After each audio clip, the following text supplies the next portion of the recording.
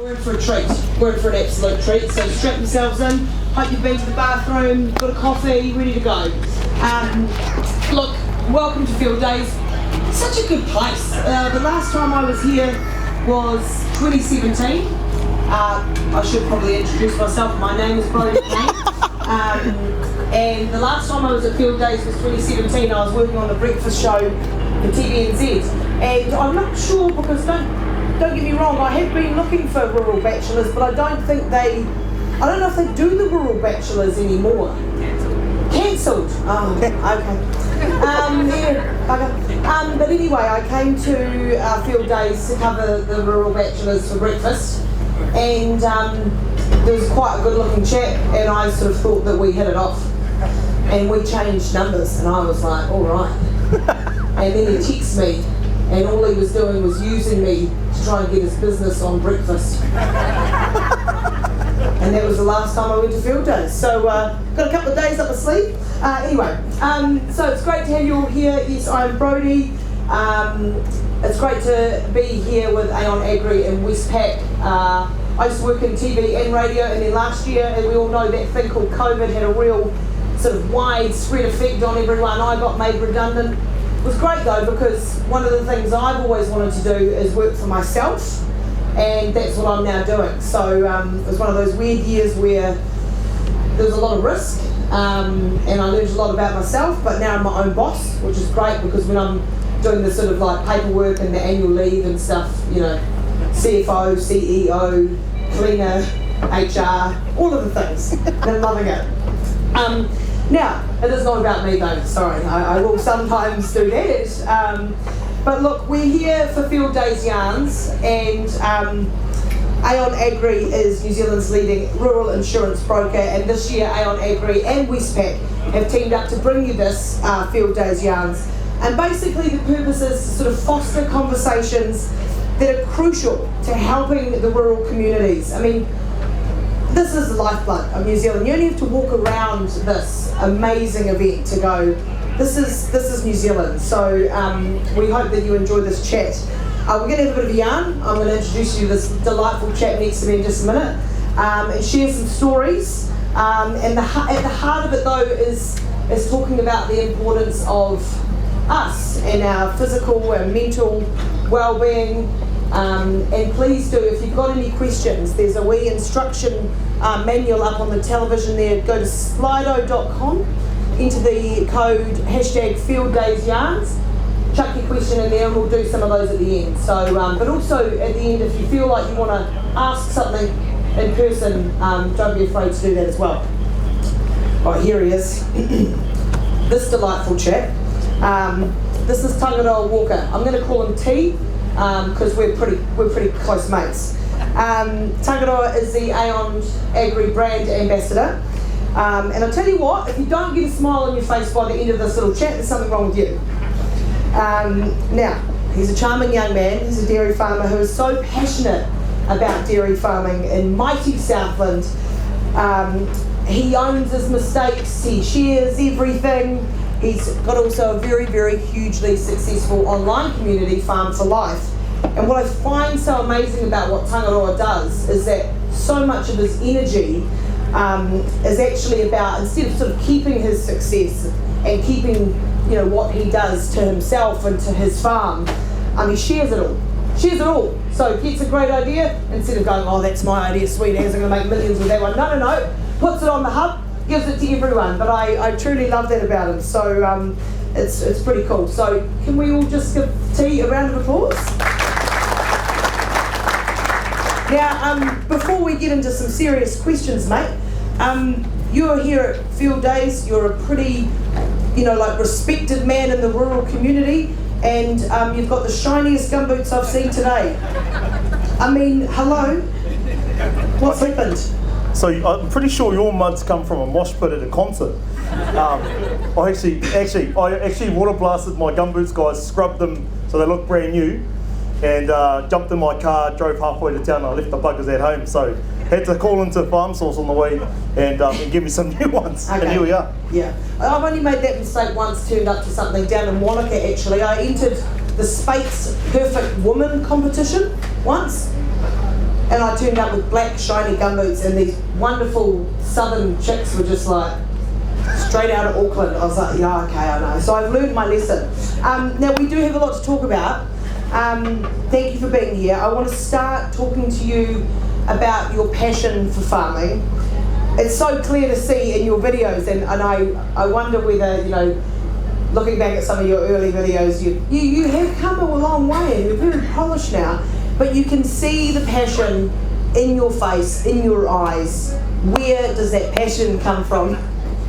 I suppose the passion comes from wishing that I had the experience before some of the things that have happened in my life occurred, I suppose. So I've always had to learn from my mistakes, but if I could have learned from somebody else's, I think I would have probably been about 5 or 10 years ahead of where I am, and probably in a better financial position as well. So I suppose for me it's about sharing the truth about what we do every day, and you know, not covering up on all the stuff that, you know, we don't like to talk about. So yeah, that's probably why.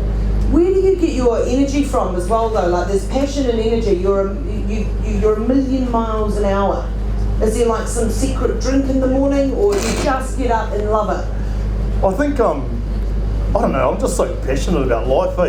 Like I've witnessed a lot of death in my life, so I'm like all about living. My biggest fear is probably dying, because I've got so much value that I want to try and add to people's lives, and I just want to bring it. So I sort of wake up and I'm just keen, pumped to smash it out. Brilliant. Let's talk a little bit about your upbringing. As a wee little mate, you were shuffled around foster homes. Things were by no means easy. You were taken in by an aunt and uncle on their lifestyle block in Whakamarama. And 11 years old you were when you walked down the road asking for a job at a nearby farm, and was taken on by the piggery owner, and then moving on soon after to work for the pig farmer's brother on the neighbouring dairy property. And by 14 you were earning some coin. I don't know if that's the textbook way to get into farming, but I bet you it taught you some lessons. Yeah, definitely, mate. Like I look back, guys, at I feel like I'm a bit of a hustler, but I look back and think about the first thing that I tried to sell, and I remember being 6 years old, wrapping up my toys and selling them as like a $1 pick at our front of our driveway down Girvan Road in Mount Maunganui. So people would walk down to Bayfair, and I'd have my little basket there of all my toys, and people would pay $2 and grab one of my toys that I'd wrapped up. And that was probably my first hustle at like 7 years old. So yeah, I think life's a big hustle, and it's exciting. Tell us about, if anyone's not familiar with this, it's a great yarn. So tell us about where you were at when you made that decision to chuck the dogs in the car and drive from Tauranga to Southland, because you think about that and you think, I'm chucking the dogs in the car, I'm out, and I'm going to Southland. Talk me through the build up to that and the decision around that. The bro Marty's here, so he knows my uncle very well. So my uncle, guys, he's a pain in the ass, my best mate, but yeah, I moved out of home, and then he literally moved out of home as well and moved into my house. So I was like, shit, how do I get away from this? So packed all my shit up, stuck it in my truck, and as well as my pig dog, or my cattle dog, and my 2 cats, and headed down south at 18, 19, and moved from the Bay of Plenty, Tauranga, all the way down to the dirty south in Invercargill, and that's where I reside. I'm fortunate to find a beautiful lady down there, and I'm stuck down there now. So she's from down there? Yeah, so Courtney's from Southland. She's an agri-business manager for Westpac as well. Oh. Before we went away overseas and had a bit too much fun, and now we're up to Duff. So. And so you get down there, right? And what did you do? Like, were you like, I'm here, I got my dogs, I'm in my car, what do I do now? Yeah, so the story goes is I was in the cow shed, guys. We're in a 18-a-side herringbone. I was talking to my boss at the time. I was 18, and I said to him, I want to be successful, I want to be wealthy like you, what do I need to do? And he said, you've got to go to where the grass grows cheapest and the greenest. And I was like, sweet, where's that? And he was like, Southland. And I was like, okay, sweet. Went home, tapped into my dial-up internet, waited 2 hours for it to load, and it popped up with a place called Southlands, and and I pretty much applied for a job down there and got it, and within 2 weeks, bro, I was down there on a farm.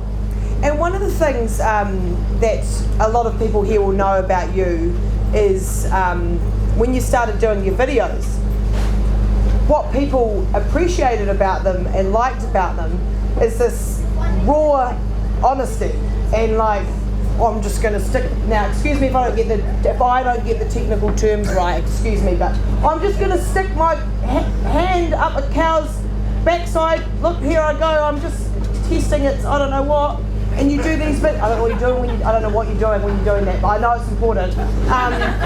But like, you know, these videos that you share, that people were like, oh my God, this is really amazing and really interesting, and sharing the love of farming, even with people that might not even be interested or didn't know that they were interested.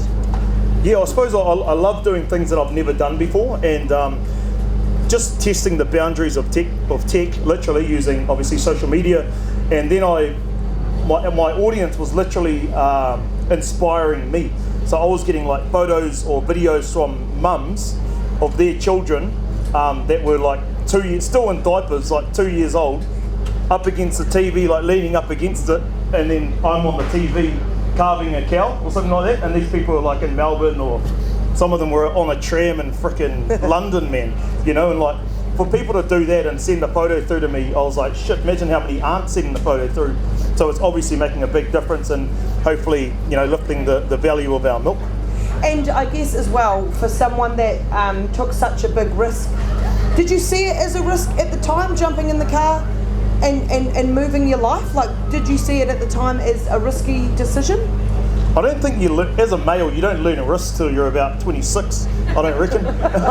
You know, it's all a bit of a mystery, and you just follow your head and your eyes, and then get you in trouble sometimes. But yeah, I just went for it. I had nothing to lose, and I'm just like diving, like when you go diving, I'm a bit of a free diver guy, so I love diving new places, because it's like new, right? You don't know what you're going to find, kinner, crayfish, powers, whatever.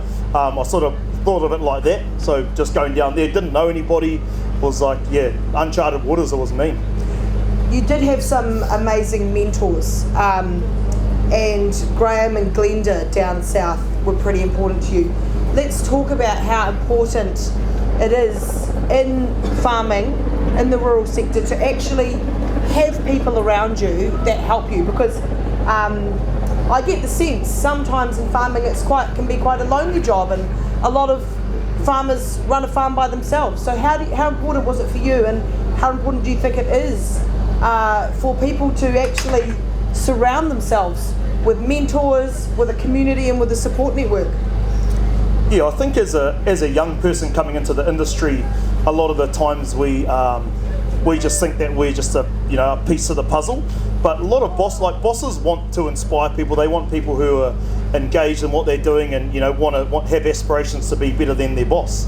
So my advice for every young person would be to like tell your boss what your goals are, and that'll sit in the back of their mind and brew, and those bosses will put you in line with those positions or those stepping stones when they arise. So that was real good for me. I knew, so I always wanted to be in a high-paying role as quickly as possible. So I knew that like entering competitions like the Dairy Industry Awards and the Ahu Whenua and the Ag ITO or Primary ITO Trainee of the Year, they were going to hopefully hype me up and ramp me up those stepping stones and those ladders.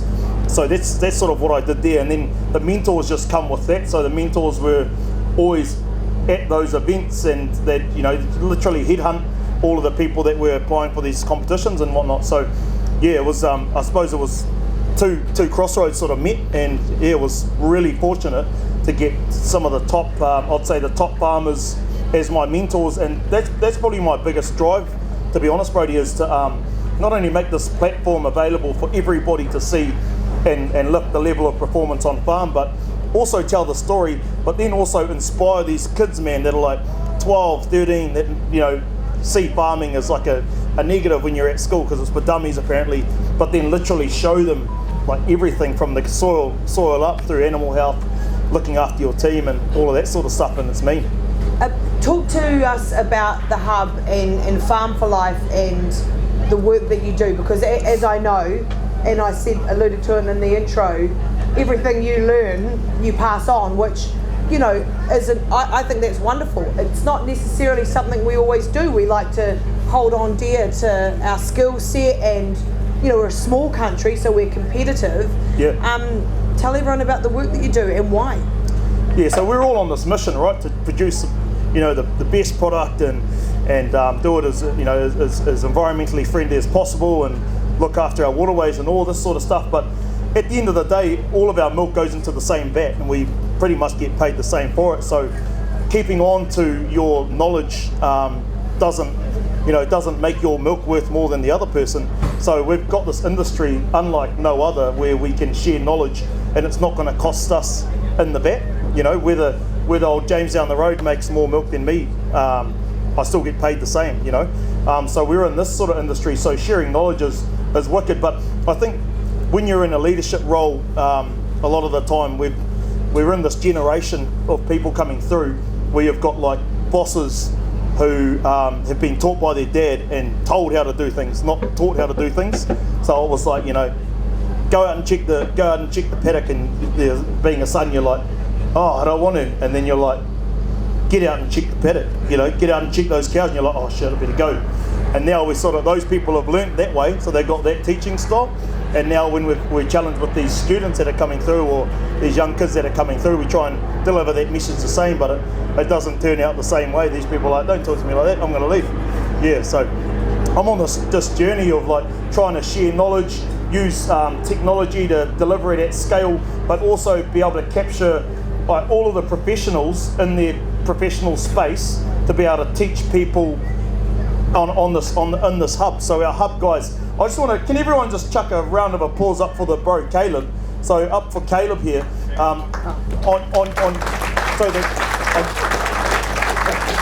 So this is Caleb, guys. So K-Dog, I call him K-Dog because he's a mantis. And so Caleb's the one who edits all of the content that we put up. We've got a blueprint that we wrote during lockdown.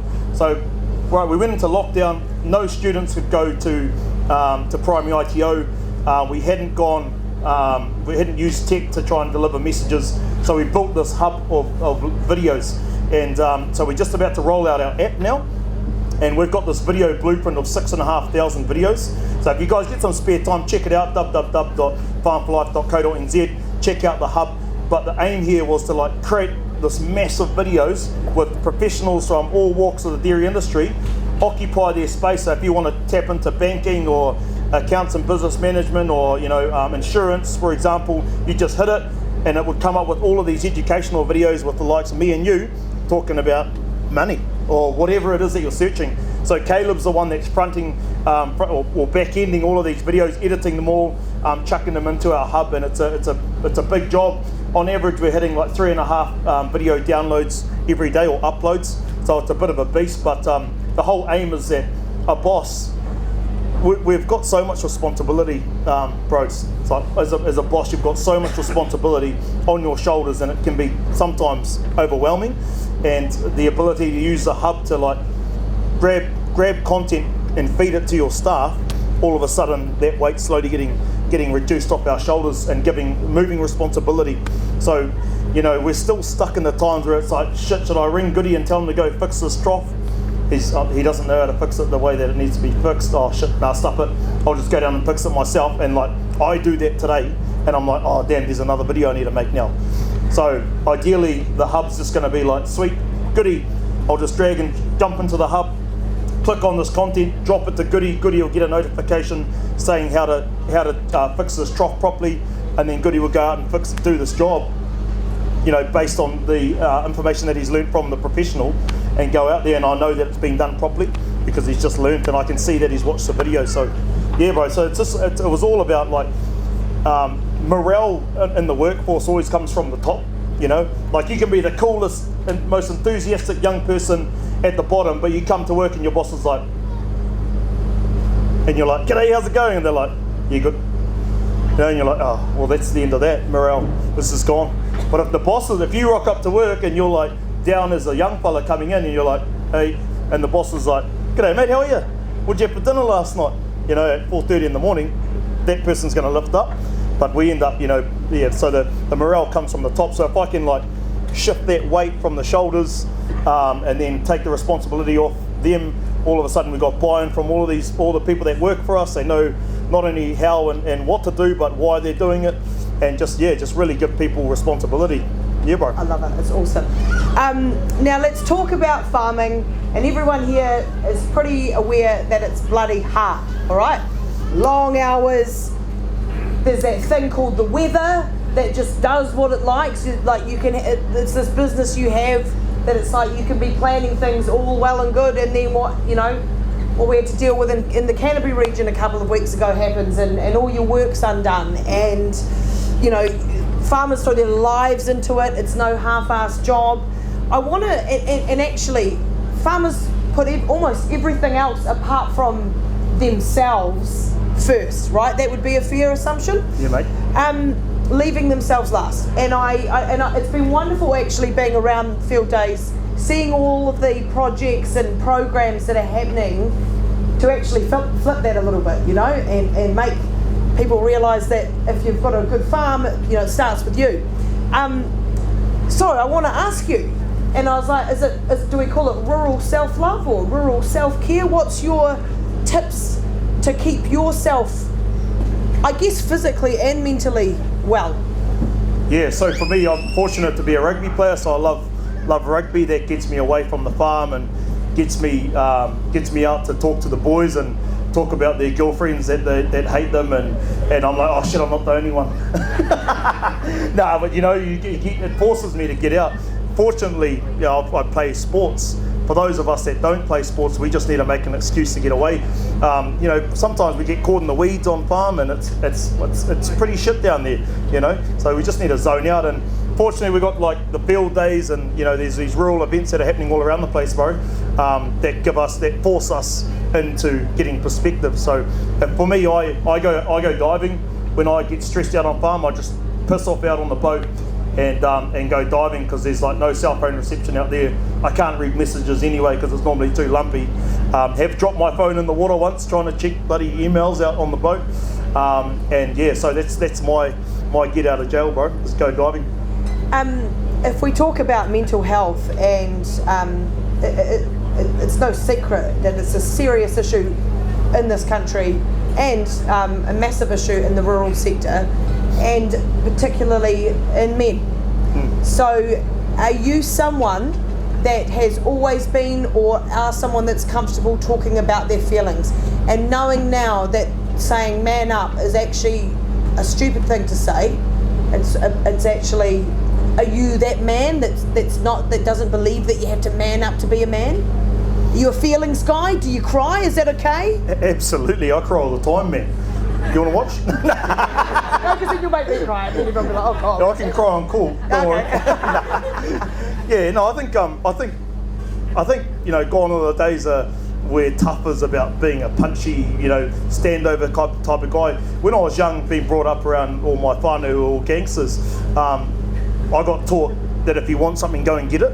And then when I got adopted and whāngai out to Te Puna and looked after by my uncle, he was like, if you want something, you need to work hard to get it. So like that whole toughness value has sort of changed for me. So I think tough is about, working hard. But then with emotion, I think people are always worried about what other people think. So you don't show emotion, especially your mates. Like, it's quite funny. I went through this phase where you go to school and all that, and you play rugby, and you don't show weakness because you got all your mates out there, and they might think you're let's be honest, you're a pussy. That's what the words use at school, and so you put on this big front, and it's not until you get into financial situations where you call on those black places or those dark places that you go to, where you're like, shit, I'm feeling really down now, I don't know how to get out of this. So yeah, for me, bro, I've always been a speaker. I always speak about my feelings, and it's just quite funny to open up and talk about your feelings and emotions and let them come out, because emotions are only a feeling, like you just gotta let it out. And for me, once I did that on social media and talked about some of the shitty things that happen in life, all of a sudden people were like, shit, that's happened to me, I'm not the only one. So yeah, perspective, eh? Yeah, it's really important. You have grown up as you say, as a young little whippersnapper, you didn't have a lot of money. And so when you started to earn money, and good money, what changed? Have you learned how to manage money? Shit, no, have you? No, no. Let's not. Well, no. Are we allowed to say that we're in the Westpac? Yes. Yes. Actually, got both. I shouldn't say. Yeah, I've got both my houses with Westpac, so they actually own me. No. But you know what I mean. Like going from there, and actually, money is a massive stress on a farm. Huge. Weather and money, I would say. Yeah. So how do you manage it? How do you learn to manage it? Shit, I think, bro, finances are a biggie. Like, you don't realise it until you nearly become bankrupt. And I talk about that openly in my book and also on social media. So I went through coming from nothing. Like I lived in a tent for a year and a half of my life, upgraded to a caravan park. So that's sort of my upbringing. Been, our shower and our bath and our where we used to wash our clothes and all that sort of stuff was literally a red plastic container. So that was sort of like where I come from. And then so coming from that and being surrounded by wealthy mates who had parents that both work and own businesses and that sort of stuff, I've always been motivated to be rich and wealthy, because I was like, shit, he's wearing a DC hoodie.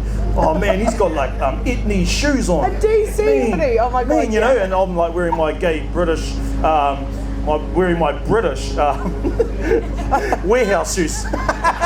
right? So I was like, I sort of come through that sort of period where I was like, always wanted to be rich. And then I got to like 22 roads, and then I was like, man, money isn't everything. I was unfortunate in business, didn't know much about business and money, got burnt in a relationship with my farm owner at the time, and went down a real dark place, went into a dark place. Talk about it openly though, and I rang my uncle. I was like, shit, what do I do? It's probably going to be, a financial position where I probably should go bankrupt. And he was like, you're not doing that. And I was like, but it's better. And he's like, yeah, but who are you representing? And I was like, oh, not this yarn again. So my uncle was like, nah, don't do that. Pull yourself out of it. And then so here we are now, like, financially stable and all that. But now I've sort of changed my values, bro. I'm like, sweet, I wanted to be rich because I was poor, got to a position where I could have been rich, and now it's sort of just like my values are about giving. Yeah, so I'm like, wealth to me is giving, and giving knowledge, and knowledge is money and is value, and so that's where I'm at with money. And in terms of like, can I manage my money? No, I'm still learning that an overdraft isn't a roof. But fortunately, I employ and I've got a really good relationship with my accountant. We have monthly catch-ups, and I talk about that on Farm for Life and how important that is, really good relationship with my bank manager. And fortunately, Courtney's was an agribusiness manager as well. So yeah, it's good, bro. Money's fun when you know how to use it. Yeah, I agree with you there. I've got a couple more questions, but obviously if anyone else has any burning questions, you can go onto Slido, or if you want to stick your hand up in a minute, you're absolutely allowed to. Here's my last real boom one for you. If you could teach your younger self something, what would it be? I would buy myself the hub. Oh yeah? Yeah, I'd buy myself the hub. So that's the whole aim for the hub, guys, is like, I wish I had it when I was young coming in. I was really fortunate that I had some freaking amazing mentors, or bosses, so you call them. I was just really fortunate, but a lot of people these days, you only hear about the bad stories, but a lot of them don't have those mentors as bosses. So I was like, man, if I can make the hub, put all those mentors in this hub, and give it out to the world, how cool will that be? Yeah, so. Awesome. Now, I've got a few questions. I've got some great questions. I'm going to start with the first one, which is my favourite. Not that we like to highlight failures or anything. Actually, no, failures are fine. We learned that earlier today, that actually we need to acknowledge that failure is just a thing. It's not a dot on your name, eh? But here we go. Here's the question anyway. Tangaroa, what's your biggest stuff up in your dairy career? Biggest stuff up. So I call stuff ups reflections. Yeah, so I reflected on it. Probably. So I entered the couple of competitions, was successful at them. Won the Ahu Whenua in the Primary ITO Training of the Year in the same year in 2018. 12, and then obviously got headhunted, got a contract milking position, took it up, went balls deep, and while I was doing that, all my mates were in Canada pissing up. And so my reflection is I probably, if I could go back, I would have held off the contract milking, gone overseas and played rugby with the bros, and would have come back to that job. So, but hey, here we are today. I probably wouldn't be here today if I didn't go contract milking that year. So, reflection. Reflection, I love it. Look, there's one for me. What are the main HR issues that I have working for myself? You don't tend to have a lot. If you might have had it, you might decide on a Sunday that you have a Sunday session and don't go to work on Monday, and that's fine. So there are no HR issues working for yourself that I have come across yet, but if that changes, I'll probably be back working for someone else. Right, now, the first video I can remember of UT was hitting back at the bad publicity about farmers. Did that inspire you to create more great farming videos? Because I remember that as well. You went hard and it was great. Yeah, it was. It definitely changed. My journey with video content has definitely changed over the years. So I've been doing it 3 years now. That video was just it was an emotional video really, and I try not to hit videos with emotion these days. I try and hit them with a bit of professionalism, and hopefully they'll go further than just as one view now. So yeah, things have changed, but sometimes shit just needs to be said. So yeah.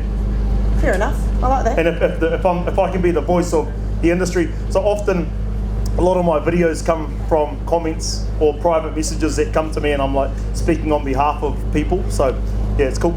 Do you get, having so much of your presence on social media, do you get any trolls? You get trolls? Yeah, shit, yes. Oh. Yeah, where there's good, there's bad, and the bad always like yells a lot louder than the good. So yeah, definitely get some trolls, but I suppose I've got this vision that's so, I mean, we've got a 6,500 video vision that we need to create. So when someone's like, Bobby Calves or whatever, I'm like, yeah, I don't like it either. You're right there, and we need those people to, keep us in line and steer us to the right way. But I can see so much better than that, bro. Good. Hey, what's something people don't know about you? Marty knows my nickname's Fish. Nickname's Fish.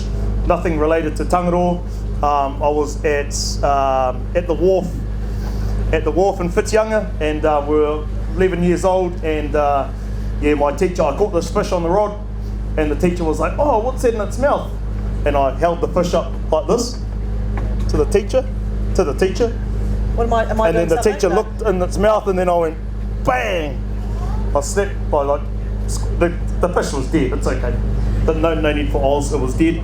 But yeah, the guts come out straight into the teacher's face, and it was funny as hell at the time until he threw me off the wharf, and then I wasn't allowed to do things the next day. But yeah, that's why I was called Fish. And there was a going little rumour the next day: Tangaroa fish, stick them in a dish, chop, squish, squish. So that's what everyone was saying to me at school for like 3 years. So there you go, Fish. What a great story. I love that. That's your new one now, Fish. Who's your biggest inspiration? Biggest inspiration? Probably biggest inspiration probably be Pip McPhee and Rebet Hollis, from Manaki. Just love those guys. Just like, I love people who just really step outside the square, but just like keen to just try stuff and fail and then get back on the horse again. So yeah, that's my. If you weren't a farmer and you could be something else, even if it was for one day, what would it be? Probably a female. No, I don't know. I wouldn't have a clue. That's a great answer. We'll leave it at that then. Okay, I'm absolutely happy with that. And this is another great one. What's the one best piece of advice you would give to young people who want to consider a career in ag? Failing is reflections. Yeah, that was quite good. We should get that. You should get a website and have a quote, like get one of those nice real estate photos. You know those nice real estate photos where you're like that, Yeah. and then that should be your mantra. Okay, we'll do that after this. Okay. Now, does anyone else have any questions? Wonderful ones on here, but anyone? We're good? Don't be shy, guys. Just throw it out there. Throw it out. Anything. They've done some very good ones on here, so it's all good. What about? I'll wrap up with. What is the next 5 years? What is the next? Are you a goals man? Do you like goals? Yeah, absolutely. I think goals give me process. So definitely, we've got all these goals to try and hit these videos, but probably bring to light how we're going to conquer this sleep deprivation that's going on in all of our lives these days. You know, we are literally getting 22% less sleep on average per human in the world these days than anyone was getting in 1940s, 1950s. So that's literally like having a sleepless night every week. And I don't know if you guys know, block your ears, kids, but if you're a male and you're getting anything from, anyone get 5 hours sleep? Who gets 5 hours sleep here? Put your hand up. Sweet, that's a few. 6? 4? Who gets 7? 7 hours. Sweet. Yeah, I think every female will get 8 hours. If you're not, you need to, please. 2? Did you say 2? 2 hours. Oh. You're lucky you're a female, that's awesome. So for all of us that are getting like 5 to 7 hours sleep, we have a huge reduction in our virility. So our ability to function as a male, your stamina in those places, all of that sort of stuff. So that's a kicker, isn't it? So we're getting 22% less sleep. We need to work on our sleep so that we can have a bit more virility in life. So that is literally my aim, guys. How are we going to do that as farmers? Because we're literally waking up at 3:30, 4 o'clock every morning, and you're then getting saturated with social media at night. Most of us are sort of running 5 to 6 hours sleep a night. We need to find a better way of sleeping. You can't do anything about the cows though, can you? How much sleep do I get? I'm way down, mate. I'm like 4.5, 5 hours, but I can hit the hay like that. So I'm like one of those people that can be like, sweet, need to sleep, boom, and then I'm out to it. Yeah. But and you can't do anything about the cows, can you? You No. can't look. There's always going to be one person that asks a dumb question. It's going to be me. Why can't we move the cows a bit later? Actually, so I genuinely want to know that. I've never known that. Why can't the cows milk later than stupid o'clock in the morning? They can be milked later, but it means that they have to get milked later at night. Oh, okay. Yeah. So you're either like missing out on sleeping with your missus or your husband in the morning or at night. Okay. Yeah. Thank you. Thank you. Oh, look, I just wanted to know. I mean, Or you go once a day. Sorry? Yeah. Or you can go once a day. Oh, yeah? Then you end up with like 6 because your virility is like through the roof. Yeah. 3, there you go. Brilliant. Thank you so much. I think everyone's probably got a lot from you. Bugger all from me. I mean, look, I know that I have got a semi-rural background. I did ride Clydesdale bareback when I was 4, and you've seen the photo of me with that big, what was that? Was it a cow? She's going around showing people this like photo that she's got on her phone when she was like 4 years old, holding a bit of steak. Saying that she's a farmer. Come on, mate. No, but it is. It's an honour to be here to speak to you and get some insight with my sort of city gal insight that likes to think that she turns up to field days at a swan dry in a bunch of red bands and she looks the part. But thank you. You're an inspiration to, I think, people young and old. Keep doing what you're doing. Thanks, and don't change, will you? Yeah, cool. I just want to send a shout out to Westpac and Aon for having us here and allowing this venue for us to speak to you guys. Without them, obviously, this would not be here. We'd be probably saturated in mud, and she would have dirtier boots. So, just chuck a round of applause up for them, guys. And thanks for coming out. Been wicked chatting to you. Tomorrow we've got a way better person coming tomorrow. This is the A- team. The A+ team is here tomorrow. We have, if you're around, we have Willie Apiata here at 11 a.m. and 2:30 p.m. I don't know about you, but I'm already losing my mind. So you think that I was shocking today, tomorrow I'll be like... but so Willie will be here tomorrow. Thank you so much to AonAgri for bringing this together. We've got Darren, Ezra, Bryn, Dave down the back if you want to have a catch up. You guys are ready? You're on? You're poised? And yeah, thank you. And we'll see you all tomorrow, or have a great rest of your field days. Go and have a nice cold beer. Safe travels home. Dirty.